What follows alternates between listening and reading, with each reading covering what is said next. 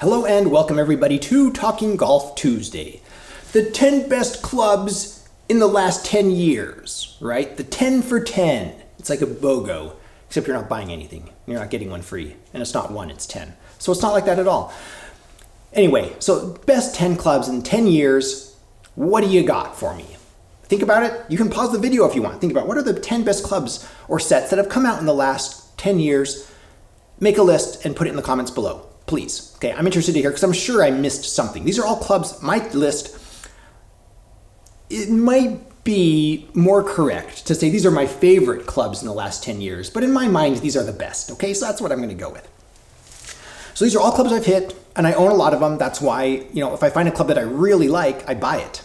I put my money where my mouth is. Okay, so we're going to start with number one, the 2018 Odyssey O-Works micro hinge putters.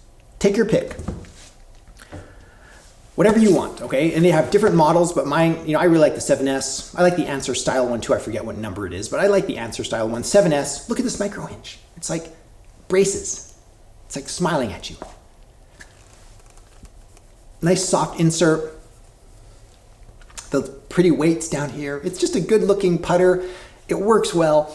I like it. I like it a lot, okay? So 7S black is what you're looking at here, but the whole series, O-Works micro hinge putters, one of my favorite inserts. Yes, they can fall out if you leave them in the sun. Is it Simpsons? It might Futurama. I don't remember. It was one of those like animated TV shows where they're like, we need some more secret sauce. Here, put this mayonnaise in the sun. Cracks me up. Don't leave your O-Works, don't leave any putter in the sun. Things will fall off of it. All right, we're moving on to 2017. This is number two, the TaylorMade M2 driver. You've seen it on this channel. You've probably seen it in my persimmon versus modern titanium modern driver video that I made. It's one of my favorites. No, it is my favorite.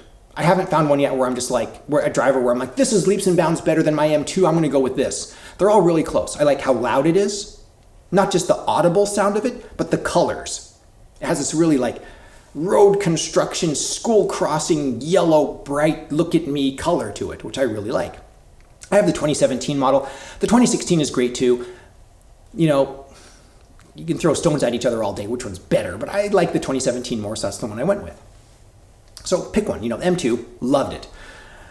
Moving on to number three, another club, another driver that I own. This is my backup to my M2. This is the 2018 Callaway Epic driver. This is just the pick. Send pics, not even a pick. It's already worn off. It's the ick. When I bought it, it was the pick. Now it's the ick. People complain about the weight. I get it, whatever, but I like it. I like the movable weight. It feels really solid. It just is something that always worked for me really well. Would I say that the new paradigm is leaps and bounds better than this? TBD, it might be. It might be significantly better, but I really like this club. And I'd say this stands out as one of the better drivers that have come out in the last 10 years. That said, I think I have a couple more drivers on here. But this is my backup. This is the one that I go, this is a 9-degree, just, normal, epic, hazardous, whatever. I don't even know what this is. 6.0, is that stiff or regular? I forget. Just normal setup. I love this club. Love it, just not as much as my M2. The M2 looks great from the sole. At address, it's pretty loud, which I like. And this one just, I think, looks gorgeous. The M2, I say, looks more striking. Pun intended, all over the place on that one. But this one looks gorgeous from any angle, okay? So just one of the most beautiful looking clubs. I love this thing. Totally hit my Jordan golf shoes. Where were we? Epic. Okay, so we've moved on to number 4, 2018. The Ping Vault 2.0 putters. Pick one. I have a ZB version of it. Like I said, I put my money where my mouth is. I really like those putters. Do I like them as much as my O-Works putters? At the moment, no. But next week, maybe yes, because they're such good putters. I really like those putters. Moving on to number 5. The Cobra F9 fairway. So my buddy in Atlanta has a Cobra fairway, okay, 3-wood. I've hit it several times. I played a whole round with it, and I've hit it several times in addition in anger. So on a golf course, playing golf. I've also hit it lots at the range.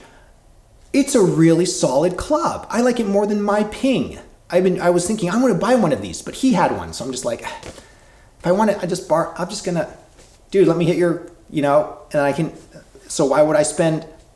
Needless to say, I feel like, in my opinion, I play a Ping G SF Tech 3-wood. Okay, I like the G, the SF Tech. I had both of them, and the FS Tech was like $15 cheaper at the time. It was, you know, I was just like, I'll just save $15 and buy this one because I can hit them both well, you know. So to me, the F9 is slightly better than those. And there's one that I'm still working on. I'm still trying. I've tried it once. I want to try it again. You'll see here in the honorable mentions. Let's just move on. Okay, so Cobra F9 fairway woods, number 5, stunning. Then we get to some irons, an iron set, TaylorMade. TaylorMade makes some good stuff. Have you noticed that? The P790 series. I know they make some good irons, but for me, this is the one that just stood out as, this feels amazing. But look at them. They look amazing. They feel amazing. They look amazing. What more could you ask for? Something cheaper, maybe. That's maybe why they're down on the list. But the 2017 TaylorMade P790 irons are amazing. I really like them. They come in at a solid number 6, my favorite iron set that's come out in the last 10 years, followed by my second favorite iron set that came out in the last 10 years, the Ping Blueprint irons. Now, when I hit these, they had like the demo. You know how it is? I forget what they were. There was like the 5 iron, the 7 iron, and was it the 9 iron? I forget what they were. I don't remember. They had several, and I hit them, and I was like, wow, they look different. They feel like blades, but they look different. And I couldn't, you know, I'm not a robot. I'm not like an expert ball striker. So to me, they felt like blades. They felt really good. Were they more forgiving? You know, I don't know, but they felt amazing when you connect with them. So Ping Blueprint irons, they look different. They have that really cool bead blasted, shiny look to them without being like chrome. You know what I mean? I just really like the look of them. They stood out as like a different blade. So I really like those Ping Blueprint irons, and they felt amazing. Now we have another driver, and this one's going to fall off. This was made in 2013. Everybody, you know what it is? TaylorMade SLDR. My buddy has one. He calls it the slider. That's probably what most people call it, slider. But the SLDR, the 460, absolutely rocket launcher. Like, I hit 10 shots, and then one of them is likely to be like one of my personal best drives. It just goes forever and rolls forever, and it's just like, wah! And occasionally you hit one and just kind of drops out of the sky. You know, sometimes you hit like an old persimmon and they just like low loft, low spin, they just kind of like drop out of the sky. You get that with the TaylorMade SLDR. They resurrected this idea. Okay, so back in, because like I have a McGregor VIP from 1967 with an aluminum face insert. It moves the weight forward. Sound familiar? Lower spin, more power, more distance, more rollout. So, you know, they knew this in the 60s, 70s, 80s, and so it seems like every decade they resurrect this, but TaylorMade SLDR brought it back to the modern clubs. Now, every manufacturer makes the low spin version of their drivers, okay?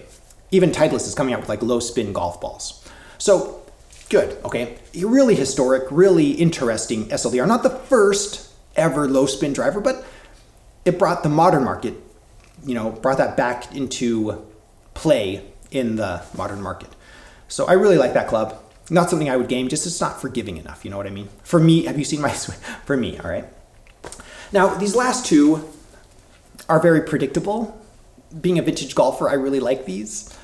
The Mizuno Pro MP221.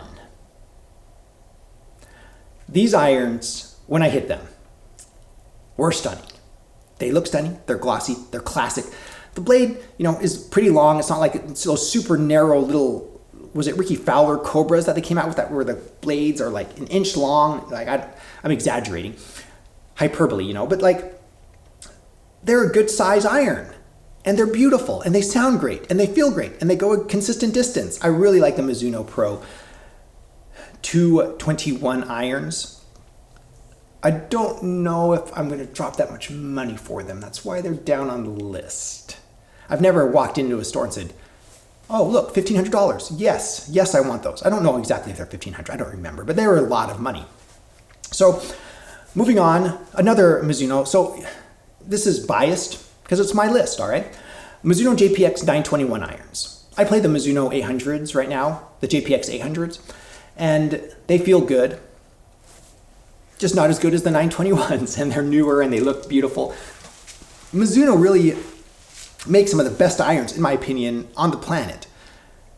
Except, you know, like I said, TaylorMade and Ping also makes some really good irons. So you throw those 4 iron sets in the mix and you're gonna get what you're looking for. Just choose your favorite. But that's my list.